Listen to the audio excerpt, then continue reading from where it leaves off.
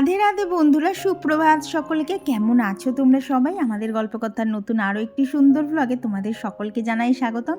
ঘড়িতে এখন বাজে হচ্ছে সকাল 6:30। আজকের দিনের ভিডিওটা ছিল হচ্ছে বুধবারের ভিডিও। অনেকটা লেটেই তোমরা ভিডিওটা পাচ্ছ। আসলে জানোই তো বাড়িতে কালী পুজো ছিল, যার জন্য ভিডিও এডিট করার একদম সময় পাইনি। তো সমস্ত কিছু পুজো টুজো মিটে গেছে, সেই সমস্ত ব্লগও আস্তে আস্তে আপলোড করবো। তো তারপরে এই যে এখন ভিডিও নিয়ে বসেছি। তো এই যে ফ্রেশ হয়ে চলে এসেছি হচ্ছে ছাদে। এই যে এসছি একটুখানি ছাদে, কিন্তু ছাদে আর আসা যাচ্ছে না। এখনও ওই দিকটাতে হালকা হালকা কুয়াশা রয়েছে, তবে কুয়াশাগুলো না মানে ক্যামেরায় দেখানো যাচ্ছে না, এত পাতলা হয়ে। আসো, একটু দরকার আছে। তো কৌশিককে ডাকছি কেন বলো তো, এইখানে পিটুনিয়াটা দেখাবো বলে। আরে আবার একটুখানি আসো, কিচ্ছু হবে না। তো যাবো নিচে, রান্না বান্না করবো। জলে এত ঠান্ডা, হাত দিতে পারছি না। তো খানিকক্ষণের জন্য এসছি, শুধু গাছ কটাকে দেখবো বলে, দেখেই পালাবো। জানো তো সকালবেলা এই যে ফুলগুলোকে আর কি, ফ্রেশ ফুলগুলোকে দেখার লোভে আমি ছাদে চলে আসি। কিন্তু কৌশিককে ডাকি, ও অর্ধেক দিন মানে বলতে পারো বেশিরভাগ দিনই আসে না। 10 দিন যদি ডাকি একদিন আসে। তবে এই সকালের এই মিষ্টি ঠান্ডা ঠান্ডা আবহাওয়াটায়, হ্যাঁ মিষ্টি বলছি কারণ এই ঠান্ডাটা বেশ ভালোই লাগে। আবহাওয়াটায় গাছগুলো না এত সুন্দর সতেজ হয়ে থাকে না, এগুলোকে দেখার লোভ তো আমি সামলাতে পারি না, তাই কৌশিককেও ডাকি। কিন্তু জানো তো একদম আসতে চায় না। আর দেখেছো গাছে কত পিটুনিয়া ফোটা শুরু হয়ে গেছে। অনেকগুলো তো কুড়িয়ে এসছে, 1-2 দিনের মধ্যে সমস্ত গাছ ফুটে মানে ফুল ফুটে যাবে। আর তোমরা যদি কেউ জেনে থাকো এটা হচ্ছে গাছের কি রোগ, কি দিলে সারবে, এটা হচ্ছে আমার দোপাটি গাছ, কিন্তু ফুল গাছটা সাদা হয়ে গেছে। ইভেন জানো তো বীজ ফেলে যে নতুন গাছগুলো করেছিলাম, সেই গাছগুলো পুরো এরকম মানে ছোটোর থেকেই সাদা হয়ে যাচ্ছে। তো এটা কি দিলে কমতে পারে প্লিজ তোমরা আমাকে একটুখানি জানাও। কারণ আমার দোপাটি গাছটাই দেখেছিলে তো কত ফুল ফুটতো, সমস্ত ফুল ফোটা বন্ধ হয়ে গেছে, প্লাস গাছটাও আস্তে আস্তে ওরম হয়ে মানে মরে যাবে ওই রকম অবস্থা। তো যাই হোক, নিচে এসে ওদিকে ভাত করে নিয়েছি, কিন্তু কৌশিক বললো ভাত খাবে না, ফালতু ফালতু ভাতটা সকালবেলা করতে গেলাম। তো ওদিকে করেছি মানে করবো শাক ভাজা, আর ওদিকে তো ডিম সেদ্ধ বসিয়ে দিয়েছি, এদিকে একটু বাঁধাকপির তরকারিও করে নিয়েছি। আর বললাম না বেতর শাক ভাজা করব। তবে দেখবে শীতের বেগুন দিয়ে শাক ভাজাই বলো আর বেগুন ভাজাই বলো, যেটাই করতে যায় না কেন প্রচণ্ড পরিমাণে তেল টানে। তো এই টেকনিকটা অ্যাপ্লাই করে দেখতে পারো। সেটা হচ্ছে মানে বেগুনের নুন আর হলুদ মাখিয়ে না এই মিনিট 5 রেখে দিয়ে এইভাবে জল চিপে চিপে তেলের মধ্যে দেবে। মানে এই টেকনিকটা আমি অ্যাপ্লাই করি, এটা আমার বেশ কাজেও লেগেছে। এতে দেখো কড়াই যতটা তেল দিয়েছিলাম একদম সামান্য তেল বেগুনগুলো টেনেছে। আর যদি এরমভাবে না চিপে দিতাম না, মানে যেটুকুই তেল দিতাম না কেন সমস্তটাই টেনে নিত। তো এইদিকে তো বললাম কৌশিক সকালবেলা আজকে বললো ভাত খাবে না, তো ওকে একটুখানি এখানে পাস্তাই বানিয়ে দিচ্ছি। মানে এত তাড়াহুড়োর মধ্যে আজকে সকালবেলা সব করতে হয়েছে না। আর এখানে এই যে ডিজাইনের পাস্তাটাকেই আমি ব্যবহার করছি। তো তোমরা অনেকেই বলছো যে এই পাস্তাটা তোমরাও ব্যবহার করছো, তো তোমাদের কেমন লাগছে অবশ্যই অবশ্যই কমেন্টে জানিও। কারণ আমার এই পাস্তাটা মানে যে কোনো সময়ই রান্না করতে ভীষণ ভালো লাগে, আর সত্যি কথা বলতে অনেকক্ষণ পর্যন্ত নরম থাকে। তো যার জন্যই বলতে পারো এই পাস্তাটা বানানো। তো তোমাদের কার কার কেমন লাগছে অবশ্যই জানিও। তো আজকে আর তাড়াহুড়োর মধ্যে বেশি কিছু করতে পারিনি, ওই একটু মটরশুঁটি দিয়েছিলাম, একটু ক্যাপসিকাম, আলু আর ফুলকপি। তো এই সমস্ত কিছু দিয়েই আর কি পাস্তাটা আজকে বানিয়ে নিয়েছি। আর এই পাস্তাটার লিঙ্ক ডেসক্রিপশান বক্সে দেওয়া আছে, তোমরা যারা যারা এখনও নাওনি একবার ট্রাই করে দেখতে পারো, আশা করছি ভালো লাগবে। তো ওদিকে পাস্তা দিয়ে ওকে আর কি খেতে দিয়ে এসেছি, দিয়ে এখন আইছি আমি রুটিগুলো এক এক করে সমস্ত করে নিচ্ছি। আর কোনো একজন দিদিভাই আমায় জিজ্ঞেস করেছিলে যে আমি একসাথে 2খানা রুটি কিভাবে আর কি করি। আসলে একটা একটা করে জানো তো করতে অনেকক্ষণ সময় লেগে যায়, আর সকালবেলা যা তাড়াহুড়ো থাকে। তো যখন না এরকম করে 2খানা রুটি আর কি তাওয়াতে দেয়া থাকে, তখন কিন্তু দেখো গ্যাসের ফ্লেম হয় একদম লোতে রেখে দেয়, না হলে মিডিয়ামে। তো এই রকম করে রুটি রেখে না ক্রমাগত উল্টে পাল্টে, মানে একবার একটা রুটিকে মানে তাওয়ার সাথে ঠেকানো থাকে, একবার অন্য রুটিটাকে ঠেকানো থাকে। তো এইভাবে করতে করতে না রুটির কালারটা দেখবে যেই মানে একদম সাদার থেকে একটু হলদে হলদে হতে শুরু করেছে, তখনই মানে বুঝতে পারবে এটা করতে করতে, মানে যেই হালকা হালকা ফুলতে শুরু করবে, ওই দেখবে রুটির গায়ের ওপর না পিম্পলের মতো ছোটো ছোটো মানে কি বলবো ওই ফুলে ফুলে ওঠে। তখনই কিন্তু এইভাবে সেঁকে নিতে হবে, তাহলেই দেখবে রুটি এইরকমভাবে ফুলবে। আর রুটি ফোলানোর আরও একটা টেকনিক বলতে পারো, এটা আমার মনে হয়, সেটা হচ্ছে আটা মেখে না অন্ততপক্ষে মিনিট 5 ঢাকা দিয়ে রাখবে। তাহলেই দেখবে আটার মধ্যে জলটা ভালোভাবে সোপ করে না আটাটা নরম হয়ে যাবে, তখন বেলতেও সুবিধা হয়। আর সেই রুটি কিন্তু বলতে পারো প্রত্যেকটাই ফোলে, তবে মাঝে মধ্যে একটা দুটো মিসও যায়। তো ওইদিকে ডালও করে নিয়েছি, বাপিকে নিচে খেতে দিয়ে এই যে আমার মুসলিটা নিয়ে উপরে এসে আজকে বসে বসে খেয়েছি। তো এই সমস্ত কাজ নিচে সেরে এখন ওপরে এলাম। এখন মানে নিচে গিয়ে কাজ বলতে শুধু মাছটা রান্না করতে হবে। বাবা সেই কটা বলো তো 6:30 বোধহয় রান্নাঘরে ঢুকেছি। কি দেখো বাজে হচ্ছে 9:20। সমস্ত কিছু শেষ হলে এবার বাবা আজকে জানো তো অনেকগুলো কাজ আছে এক্সট্রা। সেটা হচ্ছে দাঁড়াও তোমাদেরকে একটু বসি তারপর বলছি। সেটা হচ্ছে আজকে হচ্ছে বুধবার, তো কালকে বৃহস্পতিবার কোনো ডাস্টিং কিছু করা যাবে না। আর শুক্রবারে মার কাছে চলে যাব একদম ব্যাগপত্র গুটিয়ে। আমি কৌশিককে বলেই দিয়েছি আমি শুক্রবারে যাব, আমাকে একদম বাড়ি আসার কথা বলবো না, আমি সেই শনিবার রাতে বাড়ি আসবো। তো যথারীতি বাড়ি থাকবো না, সমস্ত বাড়ি ঘর গুছিয়ে যা কাছাকাছি জমেছে, কৌশিকের অনেকগুলো অফিসের জামা কাপড় জমেছে, তো সেগুলো সমস্ত কাচা ধোয়া করা তোলা কাজ রয়েছে প্রচুর। জানি না কখন শেষ করব। বাজে তো দেখছো 9:30, যার জন্যই বলতে পারো আমার জন্য পাস্তাটা বানিয়ে ওখানে ঢাকা দিয়ে রেখে এসেছি, যে কাজ করব তো করতে করতে যেই খিদে পেয়ে যাবে তখন চট করে গিয়ে খেয়ে নিতে পারবো, কারণ না হলে তখন যাবো কিছু একটা বানাবো তারপর খাবো। আর আমার সত্যি কথা বলতে রুটি করতে বা রুটি খেতে দুটোর একটাও ভালো লাগে না, তো সেই জন্যই এইসব ব্যবস্থা। তো দেখো আমাকে এখন ঠিক পাগল পাগল লাগছে না, সকালবেলা মাথা নাচলে যে কেউ বলবে এই সোয়েটার পরলে না চুলগুলো এইরকম হয়ে যায়। তো চলো বাকি গল্প কাজ করতে করতে করি, কারণ এখনও যদি আমি শুরু না করি 9:30 বাজে, আমার এখানে এমনিতেই মিনিমাম ঘন্টা 1.5 লাগবে। তো যার জন্য আমি নিচের সমস্ত কাজ অনেকটা সেরে এসেছি। তো চলো আবার কাজে লেগে পড়ি। বুঝতেই তো পারছো আজকে মানে কত পরিমাণ কাজের প্রেশার রয়েছে, কোন দিক করব না কিচ্ছু বুঝতে পারছি না। আর তারপরে যেহেতু পুজো আছে বাড়িতে, তো একটু সাজগোজেরও ব্যাপার থাকে, তো কি পরবো কি না পরবো সেসবও একটা মাথার মধ্যে প্ল্যানিং চলছে। তো ভাবলাম যে সমস্ত কাজে লেগে পড়ার আগে নিজে আগে ফ্রেশ হয়ে একটুখানি মানে ক্রিমগুলো অ্যাপ্লাই করে নিই, নাহলে ঠান্ডায় যা হচ্ছে না। আর আমার জানো তো প্রচণ্ড পরিমাণে আর কি হাত আর পা ফাটে, তো এই যে ক্রিম আমাকে ইউজ করতেই হচ্ছে, মানে এটা ছাড়া আমি শীতকালে একদম অচল, গরমকালে তাও স্কিপ করে যাই, অসুবিধা হয় না, কিন্তু শীতে এত আমার হাত পা ফাটে না, যদি আমি 2 দিন না দেই দেখবো হাতগুলো কেমন শুকনো শুকনো হয়ে ফাটতে শুরু করে দিয়েছে। তো এখানে সকালে স্কিন কেয়ারটা কমপ্লিট হয়ে গেছে। আর একজন দিদিভাই জিজ্ঞেস করেছিলে যে জোভিসের হেয়ার টনিকটা কিভাবে অ্যাপ্লাই করবে। তো জোভিসের হেয়ার টনিকটা যেদিনকে তুমি আর কি শ্যাম্পু করবে তার আগের দিন রাত্রে মাথায় দিয়ে ছেড়ে দেবে, ওটাকে দিয়ে আর কি বেশি ম্যাসাজ করতে যাবে না, জাস্ট চুলের গোড়ায় গোড়ায় দিয়ে দেবে তাহলেই হবে, আর কি চুলের লেন্থে দেবে না, শুধুমাত্র গোড়ায়। তো এই টনিকটা অ্যাপ্লাই করার 13 থেকে 14 ঘন্টা পর তারপর শ্যাম্পু করতে হবে। তবে আমি জানো তো এখন আর শীতে করি না, কারণ ওই টনিকটা ইউজ করে না একটু ঠান্ডা লেগে যাওয়ার চান্স আছে, যার জন্য আমি এখন ওই 13-14 ঘন্টা রাখতে পারি না, ওটা রাখলে কিন্তু খুব ভালো রেজাল্ট পাওয়া যাবে। তো আমি এখন ওই 3-4 ঘন্টা মতো রেখে শ্যাম্পু করে ফেলি। তবে জানো তো এটা ইউজ করে আমার মানে চুল পড়া আগের থেকে অনেক কমে গেছে। তো এই হচ্ছে ব্যাপার। আর এইদিকে দেখো আমি এদিকে কাজেও লেগে পড়েছি, বিছানার নিচে অনেকগুলো জামা কাপড় ছিল, সবগুলো দেখেছো কি সুন্দর ভাঁজ হয়ে গেছে। এটা বলতে পারো এই ফাঁকিবাজি আয়রন। আগে তো আয়রন করতে পারতাম না একরকম, এখন করতে পেরেও করতে ইচ্ছা করে না, মনে হয় যেন বড্ড সময় লেগে যাচ্ছে, ওই জন্য সব বিছানার নিচে দিয়ে দিচ্ছি।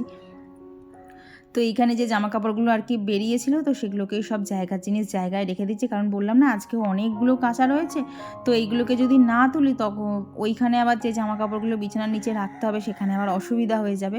তো সেই জামা কাপড়গুলো সমস্ত তুলে দিয়ে বিছানাটা ঝাড়তেই যাচ্ছিলাম, ভাবলাম না কখন আবার কারেন্টটা চলে যাবে, ওর থেকে আগে কেচে নেই, মানে কাচতে বসিয়ে দেই তাহলে সুবিধা হবে। আর এদিকে কাচতে গিয়ে দেখি সার্ফটাও শেষ হয়ে গেছে। আর জানো তো এই ক্লিন সার্ফটার গন্ধটা না আমার এখন বেশ লাগছে। ওই সানলাইট তো আমার কোনোদিনই ভালো লাগে না, সার্ফ এক্সেল দিয়ে তো আগে করতাম, তবে এখন জানো তো এই ক্লিন সার্ফটা দারুণ লাগছে, মানে জামা কাপড়েও বেশ একটা সুন্দর ফুলের মতো গন্ধ থাকে। তো তোমাদেরকে বললাম না এখানের মধ্যে প্রচুর জামা কাপড় ছিল, তো দেখো মানে আমি নিজে আবার নতুন করে জামা কাপড় ঢোকাবো কি, এখানে অলরেডি অনেক জামা কাপড় ছিল। তো যাই হোক জামা কাপড়গুলো কেচে দেওয়ার মানে যখনই আমি কাচি না, ওই যে জামা কাপড়গুলো কাচবো তারই থেকে একটা নিয়ে না ওয়াশিং মেশিনের ভিতরটাও একটুখানি মুছে নেই। তো সেই রকমই মুছে দিয়েছি, দিয়ে এইখানে মেশিনটা চালানো থাক, এবার বাবা কাচাটা আমার হয়ে যাক, তারপর কারেন্ট থাকলো গেল, আর আমার কোনো মাথা ব্যথা থাকবে না। আর এই যে শাড়িটা দেখছো না, সেই দিদার শ্রাদ্ধের দিন পরেছিলাম, তো সেটাকেও না 3-4 দিন হাওয়া খাইয়ে নিয়েছি। কারণ এইটুকু সময়ের জন্য তো আর শাড়ি বারবার, ভালো শাড়ি স্পেশালি দেখবে কাচা তো যায় না। তো 2-3 দিন ভালোভাবে আর কি হাওয়া খাইয়ে নিয়েছি, নিয়ে এখন বিছানার নিচে রেখে দেবো, একটু ভালো করে ভাঁজ ভাঁজ পড়ে যাক, তারপরে আবার ওয়ার্ড্রপে তুলে দেবো। তো চলো তোমাদের সাথে বেশ কিছু কমেন্ট শেয়ার করি। তো আজকে প্রথমেই যে কমেন্টটা শেয়ার করব সেটা একটু অন্যরকম। এই কমেন্টটা পড়ে সত্যিই আমার মানে এত খারাপ লেগেছে, মানে বুকের মধ্যে না কেমন ছ্যাদ করে উঠেছিল। তো দিদি, তনুশ্রী দিদিভাই লিখেছো যে, দিদি আমি অনেক দিন থেকেই তোমার ভিডিও দেখি, খুব ভালো লাগে, কিন্তু কোনো দিন কমেন্ট করিনি। আজকে একটা কথা রাখবে? আমার মেয়ের খুব শরীর খারাপ, আইসিইউতে আছে, আমার মেয়ের জন্য সবাইকে একটু প্রার্থনা করতে বলবে। হ্যাঁ, এটা আমি সবাইকেই রিকোয়েস্ট করছি। দেখো, দিদির ছোট্ট মেয়ে, তো আমাদের সবার প্রার্থনাতে যদি দিদির মেয়ে খুব তাড়াতাড়ি সুস্থ হয়ে যায়, এর থেকে ভালো তো কিছু হয় না। তো সবাইকেই রিকোয়েস্ট করব, যারা যারা আজকের ভিডিওটা দেখছো, প্লিজ সবাই দিদির মেয়ের জন্য একটু প্রার্থনা করো, যাতে দিদির মেয়ে খুব তাড়াতাড়ি সুস্থ হয়ে ওঠে। আর আমি তো অবশ্যই রাধা মাধবকে জানাবো পুজো দেওয়ার সময়। তো আর গত ভিডিওতে কমেন্ট করেছিল হচ্ছে কারুনবালা আইডি থেকে দিদিভাই। তো দিদিভাই লিখেছে, ভিডিওটা দেখার পরে ভালো লাগায় নতুন বন্ধু হয়ে গেলাম, পাশে আছি। থ্যাংক ইউ দিদি। আর কমেন্ট করেছিল হচ্ছে জয়শ্রী বিশ্বাস দিদিভাই। আর সুচিত্রা বিশ্বাস দিদিভাই লিখেছে যে খুব সুন্দর লাগলো ভিডিও, আর কথাগুলোও ভালো লাগলো। থ্যাংক ইউ দিদি। আর অনেকেই বলেছো যে কালী পুজোর ভিডিও দেখতে চাই। অবশ্যই অবশ্যই গো, আমি ভিডিও সমস্ত শ্যুট করে রেখেছি, কিন্তু ওই বলছিলাম না, সময়ের অভাবে এডিট করে উঠতে পারছি না। তবে এখন সমস্ত কিছু মিটে গেছে, আস্তে আস্তে সব কিছু শেয়ার করে দেবো। তো যেহেতু কালকে বৃহস্পতিবার এইসব কাজগুলো করতে পারবো না, তারপরে শুক্র শনি রবি সব পুজোর মানে পুজো করে যে কী হবে জানি না। তো সেই জন্য ভাবলাম আজকে ওপরটাকে পুরো ডাস্টিং করে নেই। গতকাল নিচটা করে রেখেছি, আজকে শুধু ওপরটা করলেই হয়ে যাবে। আর কি বলো তো, সংসারের প্রত্যেকটা জিনিসের প্রতি না ভালোবাসা বলো, মায়া বলো, এইগুলোর প্রতি যদি একবার চলে আসে না, দেখবে তখন কোথাও যদি যাই বা কোথাও ধরো আমি করতে পারবো না আগামী কিছুদিন, তখন মনে হয় যে না, একটু কষ্ট হলে হোক না, সমস্ত জিনিসপত্র গুছিয়ে রেখে দেয়, তাহলে 3-4 দিন মানে আর কি ডাস্টিং বলো, গোছানো বলো, না করলেও চলে যাবে। তো আমার ক্ষেত্রেও সেই ব্যাপারটাই হয়েছে। তো ভাবলাম আজকে সমস্ত কিছু ভালোভাবে পরিষ্কার করে রেখে যাই, তাহলে এখন মানে কবে আবার করতে পারবো তো জানি না, তাহলে জিনিসপত্রগুলো সব একদম নিট অ্যান্ড ক্লিন থাকবে। আর এই দেখবে কথাতেই বলে যে সংসারের মায়াতে একবার মানে বাঁধা পড়ে গেলে না, সংসারের প্রত্যেকটা জিনিসকেই যেন জীবন্ত মনে হয়। তখন মনে হয় না এই জায়গাটা খারাপ লাগবে, তখন দেখতে ভালো লাগবে না। তো এইসব চিন্তাভাবনা জানো তো আমারও মাথার মধ্যে খুব ঘোরে। ওই জন্য যখনই টুকটাক ফাঁকা পাই না, একটু একটু করে ডাস্টিং করতেই থাকি। সবটা তোমাদের সাথে শেয়ার করা হয়ে ওঠে না সব সময়। আর সুরভিদি বলেছিলে তুমি হচ্ছে কেয়াশেটের বডি অয়েলটা কিনেছিলে, তোমার স্মেলটা দারুণ লেগেছে, শুনে খুব ভালো লেগেছে। আমারও জানো তো স্মেলটা বেশ লাগে। আর নিচে তো মানে দেখতেই পেয়েছো যে ভেতরে অলিভের টুকরোগুলোও দেওয়া থাকে। তো আমার কেন জানি না মনে হয় মানে তেলটা ইউজ করলে হাতটা খুব মানে হাত আর পায়ে আমি বেশি ইউজ করি, বডিতে অত দেই না, কারণ তাহলে না জামা কাপড় তেল চিটে হয়ে যায় বেশি। তো হাত টাতগুলো দেখি বেশ কিন্তু একদম স্মুথ থাকে। তো তোমার কেমন এক্সপিরিয়েন্স এই বডি অয়েলটা ইউজ করে অবশ্যই জানিও। তো ওইদিকে দেখতেই তো পাচ্ছ, কথা বলতে বলতে অনেকটা ডাস্টিংয়ের কাজ হয়ে গেছে। এখন বাদবাকি যে অংশগুলো রয়েছে ঘরের মধ্যে, তো সেগুলোকেই করে নেবো। আর জানো তো, এই শীতে বলি না, মিলের কালিগুলো আমাদের বাড়ির দিকে আসে, মানে ঘরের মধ্যে তো সব সময় ধুলো থাকছেই, প্লাস জানো ছাদে যে গাছগুলো আছে, গাছের পাতায় পর্যন্ত কালো কালো কী সব পড়ছে, মানে এত কালি উড়ে উড়ে আসছে।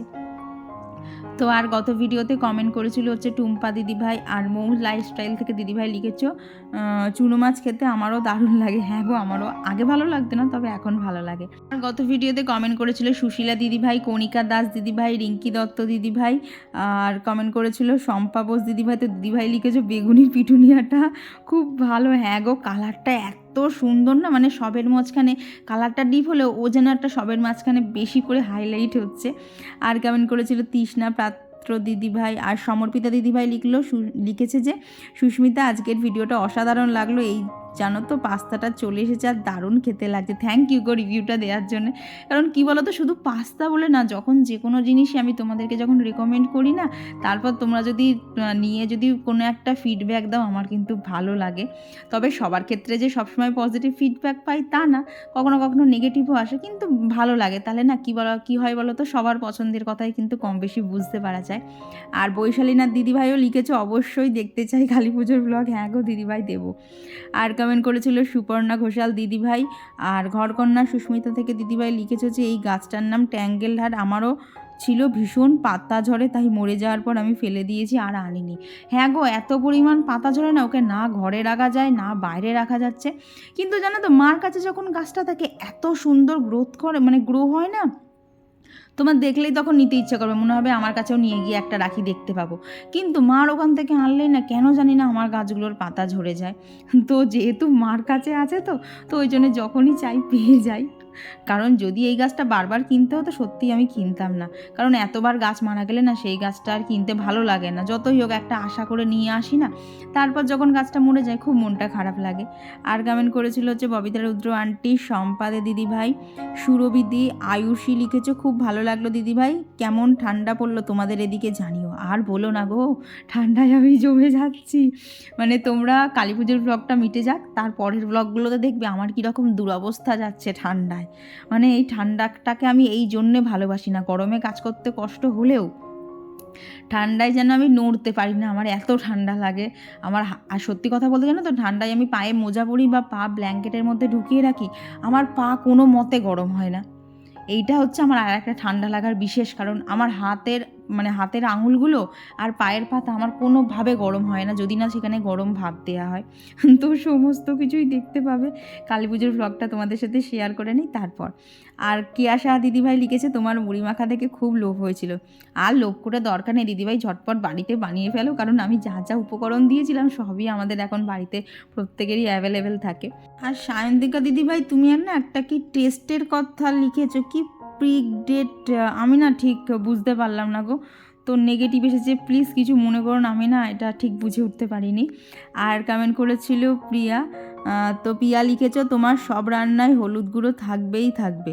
তা রান্নায় তো হলুদ গুঁড়ো দিতেই হবে গো, না হলে তো রান্নাটা দেখতে একদমই বাজে লাগবে। প্রত্যেকটা রান্নায় তেল, নুন আর হলুদ, এই তিনটে তো কমন জিনিস, এটা একঘেয়ে লাগলেও কিছু করার নেই। আর কমেন্ট করেছিল সুচরিতা মণ্ডল দিদিভাই, আর কমেন্ট করেছিল দীপর্ণা। তো দীপর্ণাও লিখেছো কাজের মধ্যে যেটুকু যা ভিডিও পারো ওইটুকুই করো, অবশ্যই ভিডিও চাই। হ্যাঁ গো, ভিডিও করে রেখেছি।